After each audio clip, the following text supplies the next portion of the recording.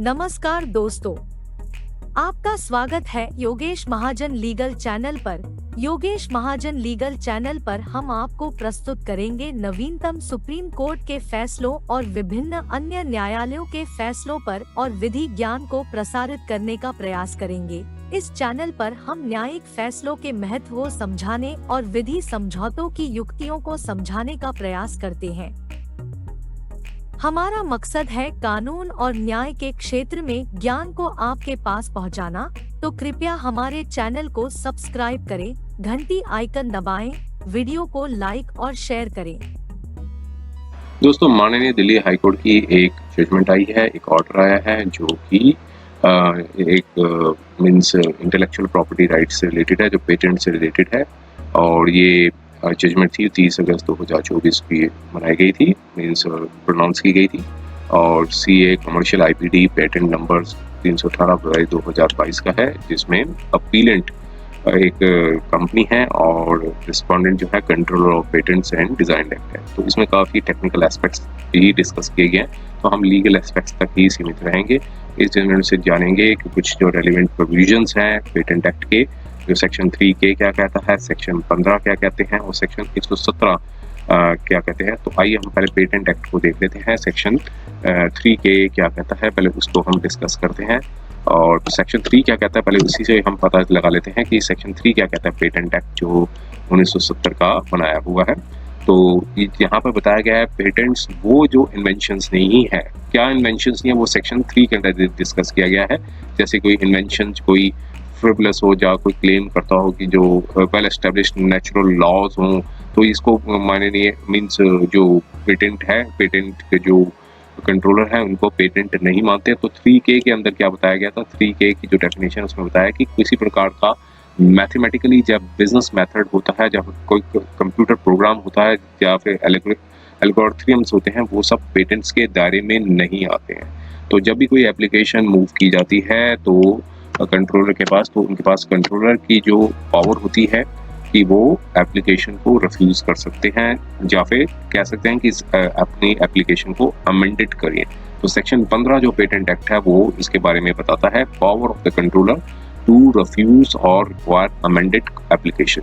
जब भी कोई कंट्रोलर सेटिस्फाइड हो कि जो एप्लीकेशन हो, या किसी प्रकार का स्पेसिफिकेशन हो, या फिर कोई डॉक्यूमेंट जो फाइल किया गया हो वो कंप्लाई नहीं करता हो जो एक्ट की रिक्वायरमेंट से, तो जो भी रूल्स बनाए गए हैं, जो कंट्रोलर जो है वो रिफ्यूज कर सकता है एप्लीकेशन को, या फिर कह सकते हैं कि एप्लीकेशन जो स्पेसिफिकेशन है उसको अमेंड करें ताकि उनकी सेटिस्फेक्शन में, ताकि वो प्रोसीड कर सकें उनकी एप्लीकेशन को, और रिफ्यूज भी कर सकें on the failure.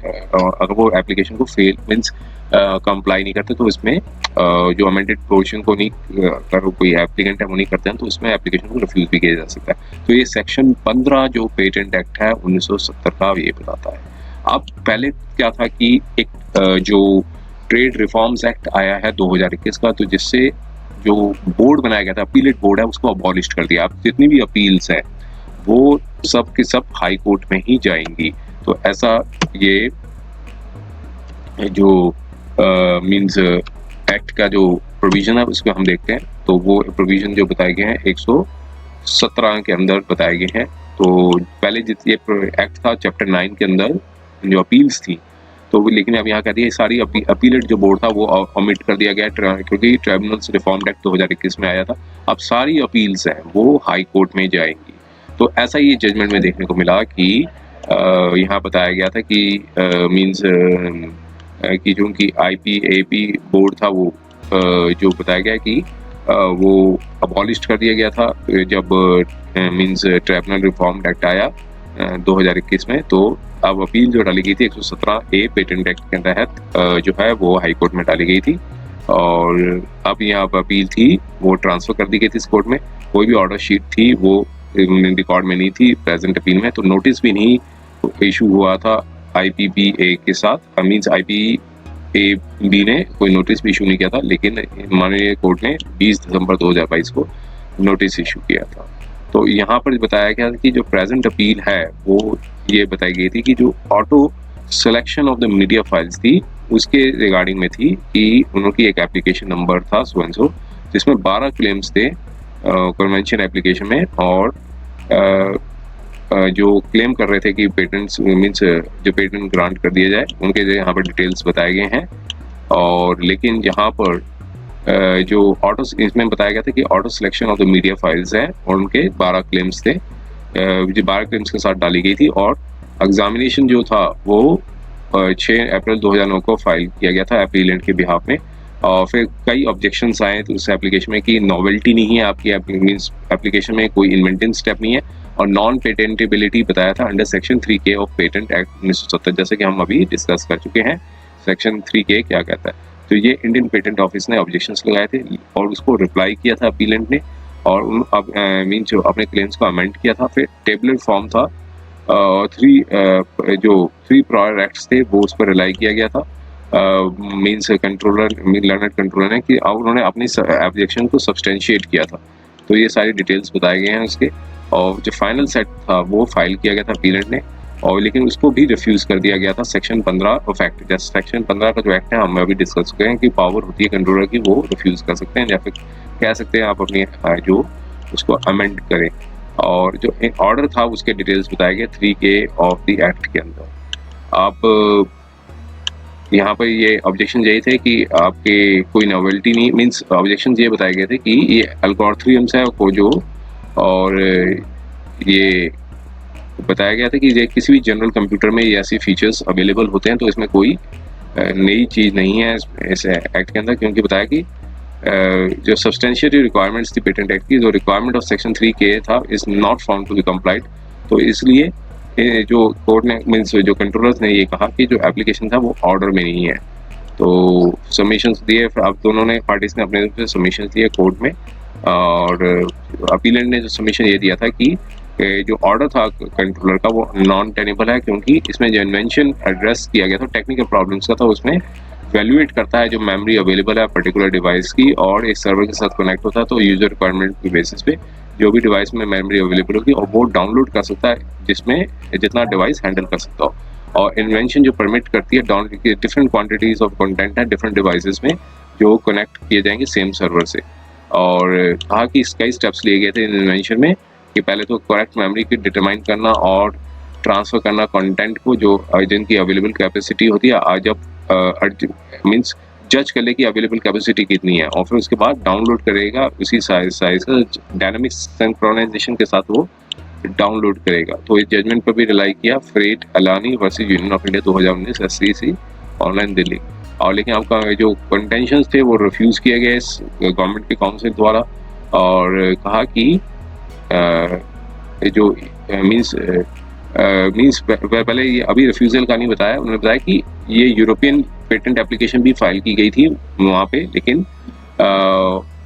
Means EPO जो था यूरोपियन पेटेंट ऑफिस ने प्रोसीड किया था, डॉक्यूमेंट को डिस्क्राइब किया गया था D6 के दौरे पे, और कहा कि प्रायर आर्ट US 765 था वो पेटेंट एप्लीकेशन थी, वो नॉन पेटेंट इसलिए बनाया गया था क्योंकि इसमें नॉवेल्टी नहीं है। तो यहाँ पे इस ग्राउंड पे रिजेक्ट किया गया था, ना कि इस ग्राउंड पे कि ये एक सिंपल मैथमेटिकली है और जो प्रोग्राम्ड मेथड है जो किसी भी अवेलेबल है कंप्यूटर में। और साथ में कहा कि यहाँ पे जो कंट्रोलर ने जो माइंड अप्लाई किया था, नॉन एप्लीकेशन ऑफ माइंड था, वो बताया है। और जो साथ में फिर इन्होंने बताया कि जो इन्वेंशन जो है वो एक इम्पॉर्टेंट फीचर है जो मीन्स जो कंपनी ने लिया है, और इसके एक प्रॉपर प्रमोशनल मटेरियल जो है जिसकी वजह से ज़्यादा से ज़्यादा म्यूजिक जो है वो डाउनलोड किया जा सकता है उनके जो डिवाइसेस पे, और इसका टेक्निकल इफेक्ट है वो एक एविडेंट है। और अगर फीचर क्लेम किया गया है इस इन्वेंशन को, means feature claimed in the subject invention को इनेबल्ड कर दिया जाएगा, तो ज़्यादा से ज़्यादा म्यूजिक और कंटेंट है वो डाउनलोड किया जा सकेगा और डिवाइस में, जो कि लाइव बेसिस पे होगा। तो ये इस प्रकार की जो इन्वेंशन है वो क्रॉस करती है जो थ्रेशोल्ड है section 3K of the act का। अब रिस्पोंडेंट ने इसे अपोज किया और कहा कि ये पेटेंट स्पेसिफिकेशन जो स्टैंडर्ड फंक्शन है वो एक किसी भी जनरलाइज्ड कंप्यूटर सॉफ्टवेयर में होता है, कोई भी मीन्स ये हिट कर रहा है section 3K of the act में, और कोई इसका टेक्निकल इफेक्ट नहीं है इसका। और साथ में बताया कि मीन्स ये बताया कि जो मैनेजिंग कंटेंट था डिवाइस का, वो इसका एक कॉन्फिडेंस लेवल को जनरेट करता है ईच मीडिया फाइल्स पे, और जो एक मेजर है वो लाइकेबिलिटी है, और कॉन्फिडेंस जो है वो यूज टू कैटेगराइज और सिलेक्ट मीडिया फाइल्स जो डाउनलोड की जाएगी स्टोरेज मैनेजमेंट से। और नॉन टेक्निकल, ये इसके फीचर्स जो है नॉन टेक्निकल है, क्योंकि ये सिर्फ कैटेगराइज कर लेना फिल्टर मीडिया को सिर्फ यूजर प्रेफरेंस के बेसिस पे बिना किसी कंट्रीब्यूट किए टेक्निकल इफेक्ट को, तो ये सॉल्व नहीं कर सकता है टेक्निकल प्रॉब्लम को। हमेशा ये थी कि जो इन्वेंटिव स्टेप्स थे वो एग्जीक्यूट किए जा सकते किसी भी जनरल पर्पस कंप्यूटर होंगे जिनके स्टैंडर्ड एल्गोरिथम्स होंगे मीडिया फाइल्स मैनेजमेंट के। तो कहा कि ऑटोमेटिकली सिलेक्ट कर लेना मीडिया फाइल्स को, कैचिंग मीन्स कैची को मैनेज करना, और मीडिया फाइल्स को साइज और अवेलेबल स्टोरेज पे। तो ये साथ में कहा कि ये एग्जिस्टिंग टेक्नोलॉजीज में कोई भी नॉवेल्टी नहीं है, कोई भी इन्वेंटिव टेक्निकल फीचर नहीं है, तो इस ग्राउंड्स में उसको रिजेक्ट किया गया। अब कोर्ट ने अपनी एनालिसिस और फाइंडिंग्स किए और कहा कि सारी एनालिसिस करने के बाद मीन्स काफ़ी टेक्निकल एस्पेक्ट्स यहाँ पर डिस्कस किए गए, और पहली जो दोनों की कंटेंशन थी, यहाँ पर क्वेश्चन ये रेज किया गया था कि कोई इन्वेंशन जो है वो हिट किया करती है सेक्शन 3K के अंदर। तो सेक्शन 3K के जो वेल सेटेबल डिसीजंस थे वो कोर्ट ने डिस्कस किए। एक Ferid Allani versus Union of India का था जजमेंट थी, और एक Microsoft Technologies Licensing versus Assistant Controller Patent and Design था, और Lava International versus TLM Ericsson और Microsoft Technologies Licensing LIC versus Assistant Controller. तो कहा अब इस जजमेंट आई थी, उन सब जजमेंट का एनालिसिस करने के बाद ये कोर्ट ने निकाला कि जो इन्वेंशंस को देखने के बाद और लॉ जो बना हुआ है वो बताता है कि जो इन्वेंशन जो है किसी भी नो स्ट्रेच ऑफ इमेजिनेशन से कि ये एक प्रकार की कोई कंप्यूटर प्रोग्राम या एल्गोरिथम नहीं है, और एक टेक्निकल इम्प्लीमेंटेशन है, और डेफिनेटली इम्पैक्ट पड़ेगा यूजर एक्सपीरियंस पे अगर वो उस डिवाइस को यूज़ करेंगे, और इसका इफेक्ट भी पड़ेगा कैपेबिलिटी ऑफ डिवाइस पे। तो इसलिए जो इन्वेंशन है वो इन्हेंस करती है फंक्शनैलिटी को और कैपेसिटी ऑफ डिवाइस को एक अनलिमिटेड मैनर पे करेगी। तो ये एक ऑटोनॉमस ऑपरेशन है, डिवाइस है, कोई किसी स्पेसिफिक इंटरवेंशन नहीं होगी डिवाइस यूजर द्वारा। तो साथ में कहा कि ये एक इन्वेंशन थी वो एक पब्लिसाइज्ड की थी कंपनी ने इन प्रमोशनल मैनर पे, तो जहाँ की जो इशू की गई थी कॉन्टेम्परेनियसली इन द फॉलोइंग मैनर पे, और ये उस जो पब्लिसाइज्ड किया गया तो उसका डिटेल बताया गया। तो कहा कि कोई भी इन्वेंशन हो जो इंक्रीज करती हो कैपेबिलिटी ऑफ डिवाइस को इस एक्सटेंट पे वो हिट नहीं करती है section 3K of the act पे। तो इसलिए जो गवर्नमेंट का जो काउंसिल थे उनकी जो आर्गुमेंट्स थे उसका कोर्ट ने कहा कि ये एक्सट्रीमली अपीलिंग है और ये टेनेबल नहीं है। तो इसलिए इस कोर्ट ने कहा कि इंडिपेंडेंटली असेस भी किया गया इस इन्वेंशन को, और जो बार था वो 3K तभी अप्लाई किया जा सकता है। मीन्स EU ने भी जो पेटेंट एप्लीकेशन थी वो रिफ्यूज कर दिया था इस ग्राउंड पे कि नॉवेल्टी नहीं है, लेकिन कोर्ट ने एग्री नहीं करती EPO के एनालिसिस से, क्योंकि जो पर्पस ऑफ इन्वेंशन जो है वो सिलेक्ट को मीन्स फाइल्स को सिलेक्ट करना है base of the popularity ratings पे, और ये किसी लिंक नहीं है टेक्निकल टास्क से। तो कोर्ट ने अपना ओपिनियन दिया कि किसी प्रकार की एनहांसमेंट करना कैपेबिलिटी को और डिवाइस को और फार रीचिंग मीन्स फंक्शनैलिटी को, तो ये बहुत ज़्यादा एफिशिएंट होगा मीन्स अगर वो स्टोरेज स्पेस से के अंदर दायरे में होगा, तो एक कॉन्क्रीट टेक्निकल इफेक्ट होगा और टेक्निकल कंट्रीब्यूशन होगी ये इस प्रकार की। तो इसको पूरा डिस्कस किया इसने जजमेंट में, और सेकंड पार्ट पे कोर्ट ने यहाँ पर मेरिट पाया कि पहले तो ये बताया कि ऑब्जेक्शन नोवेल्टी की रेज नहीं की थी पेटेंट ऑफिस ने, और प्रायर आर्ट था वो कंसिडर किया था यूरोपियन यूनियन ने, और US 765 था उसे प्रस्यूट किया और डिस्कस किया for the sake of completeness. तो यहाँ पर कोर्ट ने यहाँ पर पाया कि जो आर्गुमेंट दिया गया है CGSC में सेंट्रल गवर्नमेंट स्टैंडिंग काउंसिल है उसमें मेरिट है, क्योंकि प्रायर आर्ट 765 डिस्क्लोज करता है कि feature of selection multimedia files means जो मल्टीमीडिया फाइल्स को सिलेक्ट करना और ट्रांसफर करना जो दो स्टोरेज मीन्स स्टोरेज मीडियम्स होंगे, और based on criteria of popularity weighting and research of the access. तो इस कोर्ट ने माननीय कोर्ट ने डायरेक्शन दी कि एप्रोप्रिएट अमेंडमेंट करनी चाहिए क्लेम को, तो ताकि वो सब्जेक्ट पेटेंट जो है वो प्रोसीड किया जा सके, और सपोर्ट ऑफ सच डायरेक्शन जो है वो एक कोऑर्डिनेट बेंच ने भी दी हुई थी, Societe des Produits Nestle SA versus the control of patent and design and other. तो कोर्ट ने डायरेक्शन दी कि अपीलेंट जो है वो करेक्टराइज करेंगे क्लेम को पेटेंट डिवाइस को मीन्स जो उनका जो पेटेंट है, ताकि वो स्कोप मीन्स अपनी लिमिट द स्कोप जो अपना जो स्कोप है पेटेंट का, और फीचर जो है उनका ऑटोमेटिक सिलेक्शन और updating of the cache manager. तो इस पार्ट ऑफ क्लेम जो था उसमें जो था फीचर था कॉन्फिडेंस लेवल का और लाइकेबिलिटी का, वो एक मींस एक्ट करेगा as a prior art over the characterising features of automatic selection और updating by the cache memory. तो एक नोवल टेक्निकल एडवांसमेंट होगी। और फर्स्ट क्लेम था वो रीड इस तरह किया जाएगा और उसका डिटेल यहाँ पर बताया गया है।